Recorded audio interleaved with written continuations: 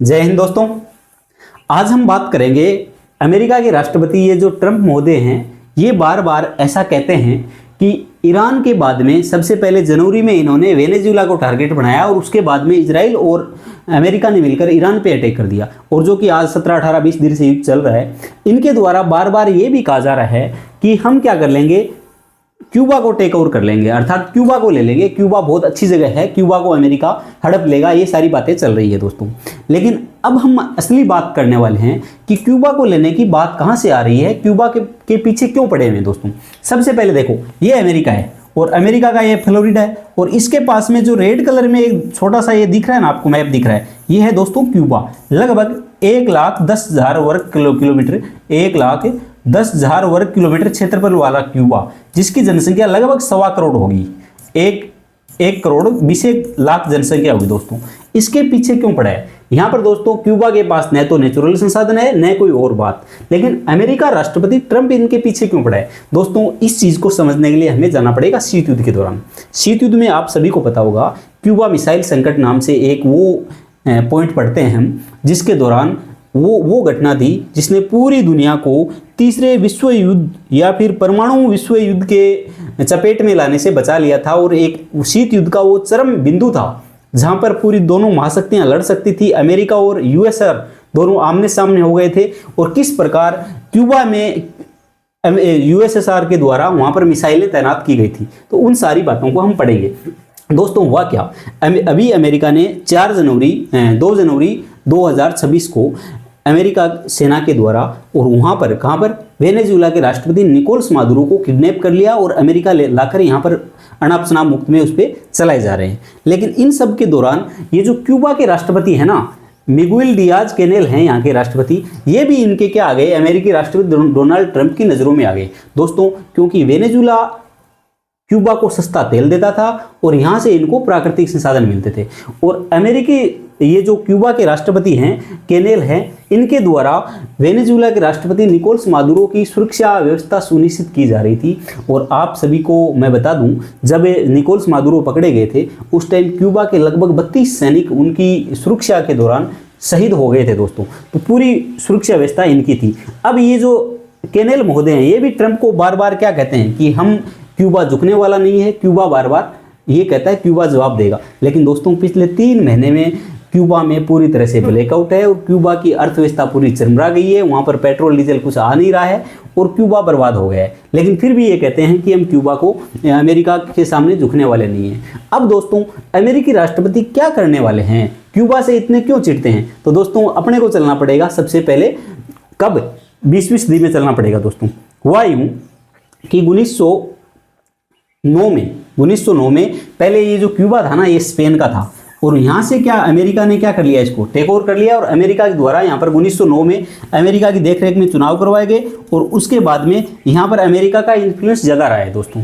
क्योंकि अमेरिका ये बोलता है कि जो वेस्टर्न कंट्री है या पूरा पश्चिमी क्षेत्र है, ये मेरा जो पेन अमेरिका क्षेत्र है पूरा, और इस पर पश्चिम जो यूरोप की कंट्री है उनको भी ये बार बार टारगेट कहता है, ऐसा कहता है कि यहाँ पर वो हस्तक्षेप नहीं करे। तो पहले स्पेन के क्षेत्र में था और उसके बाद में अमेरिका का इन्फ्लुएंस बना हुआ था दोस्तों। हुआ क्या, 1909 के बाद में यहाँ पर जो फुल्गेंशियो बतिस्ता थे, उन्होंने 1933 में चुनाव में और जीत प्राप्त की और अमेरिका की कठपुतली सरकार थे दोस्तों। कैसी सरकार थी? अमेरिका की कठपुतली सरकार थी और अमेरिका जैसा कहता था वैसा ही करते थे दोस्तों। लेकिन हुआ क्या, यहाँ के कुछ स्टूडेंट थे या साम्यवादी विचारधारा के लोग थे जिनको इनकी नीतियाँ पसंद नहीं थी। क्योंकि ये अमेरिका जो कहता था, इनके क्यूबा के सारे रिसोर्सेज थे वो और वहाँ की सरकार की नीतियाँ थी वो अमेरिका के हित में चलती थी। इसलिए जो फिदेल कास्त्रो जब पढ़ते थे, विद्यार्थी थे, उसी दौरान ये इनके विरोधी हो गए थे और इन्होंने बार बार प्रयास किया दोस्तों, किसको, कि बातिस्ता की सरकार को हटा दिया जाए। उसके लिए इन्होंने क्रांति भी की। लेकिन ये बहुत बड़े तानाशाह थे और अमेरिकी सरकार का सपोर्ट था ही, तो ये बार बार क्रांति को कुचल देते थे। लेकिन फाइनली क्या हुआ दोस्तों, 1959 में, कब की बात है, 1953 से लेके 59 तक यहाँ पर एक क्रांति चली थी और फाइनली 1959 में बातिस्ता को यहाँ से क्या कर दिया, हटा दिया गया। अर्थात इसका क्या कर दिया गया, तख्ता पलट कर दिया गया। अब वहाँ पर साम्यवादी शासन की स्थापना हुई और फिदेल कास्त्रो वहाँ पर क्या हुए दोस्तों, फिदेल कास्त्रो वहाँ पर वहाँ के प्रेसिडेंट बन गए और फिदेल कास्त्रो के हाथ में साम्यवादी शासन व्यवस्था आ गई। इनके भाई थे राउल कास्त्रो, उनके बारे में भी हम चर्चा करेंगे।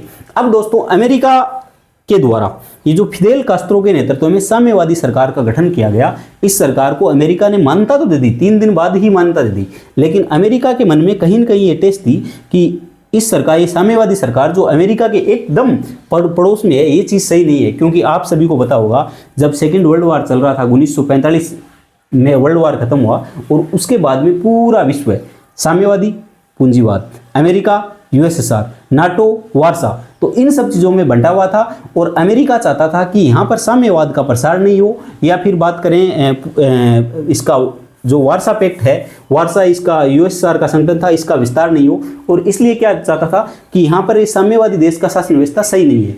तो अब ये जो अमेरिका के द्वारा 1961 में दोस्तों बे ऑफ पिग्स इन्वेजन, अर्थात अमेरिका की सीआई जो संस्था है उसके द्वारा फिदेल कास्त्रो के जो विरोधी थे, लगभग 2500 वो विरोधी थे या उपद्रवी थे जिनको फिदेल कास्त्रो की सरकार ने वहाँ से देश से निर्वासित कर दिया था या देश निकाला दिया था, उनको अमेरिका सीआई के द्वारा, एजेंसी सीआई के द्वारा विभिन्न जो सैन्य सहायता दी गई, उनको उनके वो जो क्या बोलते हैं आप, उनको प्रशिक्षण भी दिया गया। और उसके बाद में क्यूबा में क्या किया गई, क्यूबा में एक असफल क्रांति लाने की कोशिश की गई जिसमें फिदेल कास्त्रो को हटाया जाना था, जो कि बे ऑफ पिग्स संकट था या बे ऑफ पिग्स इन्वेजन था, जिसमें दोस्तों ये जो फिदेल कास्त्रो है उनकी सरकार जाने का भय था। लेकिन इनके द्वारा 3 दिन में ही विद्रोह को समाप्त कर दिया गया और वो विद्रोह पूरी तरह असफल रहा, जिस विद्रोह से अमेरिकी राष्ट्रपति जो जॉन एफ कैनेडी थे उनकी भयंकर बेइज्जती हुई थी। और ऐसा भी बताते हैं कि कैनेडी को पता नहीं था, लेकिन ऐसा होता है कि अमेरिका में राष्ट्रपति को पता ही नहीं और एजेंसियाँ अपने आप ही कहीं क्रांति करा दे, ऐसी चीज़ें ऐसा वो पॉसिबल होती नहीं। तो यहाँ पर कैनेडी की क्या हुई, बेइज्जती हुई। उसके बाद में फिदेल कास्त्रो अमेरिका से क्या हो गए, ये सतर्क हो गए कि अमेरिका अपने शासन के लिए खतरनाक है। तो इन्होंने बोला बेटा मैं आपको बताता हूँ, क्योंकि आप मेरी सरकार को ऐसे गिराने की कोशिश कर रहे हो, मैं आपको बताता हूँ। तो ये भाई साहब कहाँ चले गए, ये भाई साहब यूएसएसआर के पास चले गए। कहाँ चले गए दोस्तों, यूएसएसआर के पास चले गए। और यूएसएसआर के उस टाइम जो प्रेसिडेंट थे वो थे निकिता क्रुश्चेव। कौन थे दोस्तों, निकिता क्रुश्चेव क्या थे, यूएसएसआर के राष्ट्रपति थे या यूएसएसआर जो साम्यवादी पार्टी थी उसके महासचिव थे दोस्तों। तो वहाँ पर गए और ये बोले कि आप जैसा कहोगे वैसा हम कर लेंगे। बोल क्या चाहिए आपको, बोल आप जैसे यूएसएसआर कहेगा वैसा क्यूबा करने को तैयार है। तो यूएसएसआर ने बोला कि साम्यवादी शासन की स्थापना है, वहाँ पर कोई दिक्कत नहीं है, लेकिन एक बात है, अमेरिका को आप क्या करो, अमेरिका को सबक सिखाओ और हमारे यहाँ क्यूबा में क्या कर दो, आप मिसाइल तैनात कर दो, यहाँ पर परमाणु हथियार तैनात कर दो दोस्तों। तो इस फिदेल कास्त्रो के कहने पे निकिता क्रुश्चेव जो कि रूस के या यूएसएसआर के वो उस टाइम महासचिव थे, साम्यवादी पार्टी के यहाँ प्रेसिडेंट थे, तो उन्होंने क्या कर दिया दोस्तों, यहाँ पर क्यूबा में क्या कर दी, मिसाइल तैनात कर दी थी। क्या कर दी थी, मिसाइल तैनात कर दी। और जब थोड़े दिन बाद में 2-4 दिन बाद में अमेरिका को इस बात का पता चला तो कैनेडी ऐसे हालत खराब हो गई कि यार ये क्या हो गया। तो अगले दिन ये 14 अक्टूबर से 28 अक्टूबर 1962 तक चला था दोस्तों। क्यूबा मिसाइल संकट 14 अक्टूबर से 28 अक्टूबर तक चला था। और कैनेडी ने अगले ही दिन जनता को संबोधित किया कि अमेरिका अब वार में फंसता नजर आ रहा है और अमेरिका के पास युद्ध करने के अलावा कोई ऑप्शन नहीं है। क्योंकि उस टाइम जो निकिता क्रुश्चेव थे उन्होंने अमेरिकी राष्ट्रपति से बात करने के लिए स्पष्ट इनकार कर दिया और कोई बातचीत नहीं की थी और युद्ध होने के लिए तैयार हो गया था। अब ऐसी स्थिति में क्या हो दोस्तों, ऐसी स्थिति में जो अमेरिकी राष्ट्रपति या अमेरिकी सेना के अधिकारी थे उन्होंने जैसे तैसे करके बातचीत की और बातचीत शुरू हुई। और बातचीत के दौरान ये शर्त रखी गई कि सबसे पहले बात तो अमेरिका ने ब्रिटेन, इटली और तुर्की, जो अब आपका तुर्की है वो बहुत ही एकदम यूएसएसआर के नज़दीक पड़ता है, यहाँ पर मिसाइलें तैनात क्यों की। और यहाँ पर मिसाइल आप तैनात करते हो तो ऐसी सिचुएशन में यूएसएसआर की जो संप्रभुता है उसका हनन होता है और उस पर अटैक करने की संभावनाएं बढ़ जाती है। तो नंबर 1, भविष्य में जो आपका अमेरिका है वो कभी भी तुर्की या यूएसएसआर के पास में मिसाइल तैनात नहीं करेगा। नंबर 1 शर्त ये थी। दूसरी ये थी कि अमेरिका कभी भी क्यूबा पे क्या नहीं करेगा, अटैक नहीं करेगा। दोस्तों कैसी बात बनी थी, अमेरिका कभी भी क्यूबा पे अटैक नहीं करेगा। और वो अमेरिकी राष्ट्रपति डोनाल्ड ट्रंप ने, वो जो जॉन एफ कैनेडी थे, उन्होंने ये बात कही थी कि न तो कभी तुर्की के पास में मिसाइल तैनात करेगा और न ही कभी भविष्य में क्यूबा पे अटैक करेगा। उस बात को डोनाल्ड ट्रंप खार खाए बैठे हैं और उस बात के खिलाफ ही डोनाल्ड ट्रंप पूरी चीज़ें कर रहे हैं। अब दोस्तों ये चीज़ तो हो गई। अब 2008 में फिदेल कास्त्रो जी ये सत्ता से हो गए, इनके छोटे भाई राउल कास्त्रो थे, वो उन्होंने सत्ता संभाली। और राउल कास्त्रो के बाद में 2016 में इनकी क्या हो जाती है, फिदेल कास्त्रो की मृत्यु हो जाती है। दोस्तों ये वो व्यक्ति है जिसको मरवाने के लिए अमेरिका की सरकार के द्वारा लगभग 100 से भी अधिक बार क्या किया गया है, प्रयास किया गया है, लेकिन ये कभी भी अमेरिका से मात नहीं खाए और ये हमेशा हो रहा। अब 2016 में मरे तो अपनी नेचुरल डेथ ही मरे थे, न कि अमेरिका के द्वारा मारा गया था। अब बात आती है दोस्तों वर्तमान संकट क्या है। वर्तमान में क्या अमेरिकी प्रतिबंध लग रहे हैं, इस वजह से यहाँ पर ऊर्जा संकट है, तेल और बिजली का संकट भी आ रहा है। और वेनेजुएला का जो तेल इनके पास में आ गया है, किसके पास में, अमेरिका के राष्ट्रपति के पास आ गया है, उसके बाद से वेनेजुएला से इनको तेल भी एक्सपोर्ट नहीं हो रहा है। तो यहाँ पर एक गंभीर संकट आन खड़ा है। अमेरिकी राष्ट्रपति चाहते हैं कि यहाँ पर एक कठपुतली सरकार बैठा दी जाए, जो कि मैं कहूँ वैसा करती रहे, अमेरिका कहे वैसी करती रहे। इसकी दिक्कत ये है कि चीन से क्यूबा की जो नज़दीकियाँ बढ़ रही है वो भी है, रूस से भी इनकी नज़दीकियाँ हैं, ये सारी चीज़ें हैं। तो दोस्तों उम्मीद करता हूँ आपको चीज़ें समझ में आई होगी। आप इतना ध्यान रखें, बे ऑफ पिग्स इन्वेजन था वो था, उसके अलावा यहाँ पर 1959 में क्रांति हुई थी, यहाँ पर साम्यवादी सरकार की स्थापना हुई और क्यूबा मिसाइल संकट से पूरा विवाद जुड़ा हुआ है। अमेरिकी राष्ट्रपति इसको हड़पना चाहते हैं, हालांकि उनका कोई यहाँ पर नेचुरल रिसोर्सेज बहुत ज़्यादा नहीं है, लेकिन वो ये जिद है कि अमेरिका को नाक रगड़वाई थी जिस क्यूबा ने, उस क्यूबा की इतनी क्या औकात है, अब तो मैं इसको लेके ही रहूँगा।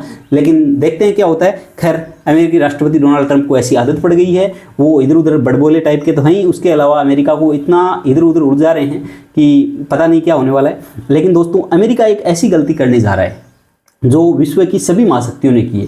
दोस्तों 16वीं 17वीं शताब्दी में जो स्पेन था, जिसका क्यूबा पे भी अधिकार था, स्पेन दुनिया की महाशक्ति हुआ करता था, स्पेन जैसे चलाता था वैसे चलती थी। उसके बाद में स्पेन ने वही गलती की, बहुत बड़ी सेना कर ली और दुनिया के सभी झगड़ों में फंस गया। दोस्तों तो अब क्या होता है, एक महाशक्ति है, उसकी सेना इतनी बड़ी हो जाती है, उनके पास रिसोर्सेज होते नहीं हैं और हर जगह झगड़ों में फंस जाता है, तो उनकी जो जीडीपी है वो बर्बाद हो जाती है। ठीक वो गलती ब्रिटेन ने की थी। फर्स्ट वर्ल्ड वार और second world war first world war से पहले जो ब्रिटेन दुनिया की महाशक्ति होती थी, जिसका कभी सूर्य अस्त नहीं होता जिसके साम्राज्य में, और वो ब्रिटेन सेकेंड वर्ल्ड वार के बाद में अमेरिका का पिछुलगू बन गया और अमेरिका का एक मतलब कर्जदार देश बन गया। उसके बाद में महाशक्ति अमेरिका बना और सेम टू सेम वही गलती अमेरिका करने वाला है। अमेरिका ने जगह जगह हर दुनिया के हर झगड़ों में नाक अड़ा रहा है। देख लो, यहाँ पर पहले वियतनाम में खाई, अब ईरान में हाल थी और ये कोरिया युद्ध में भी यही हुआ था।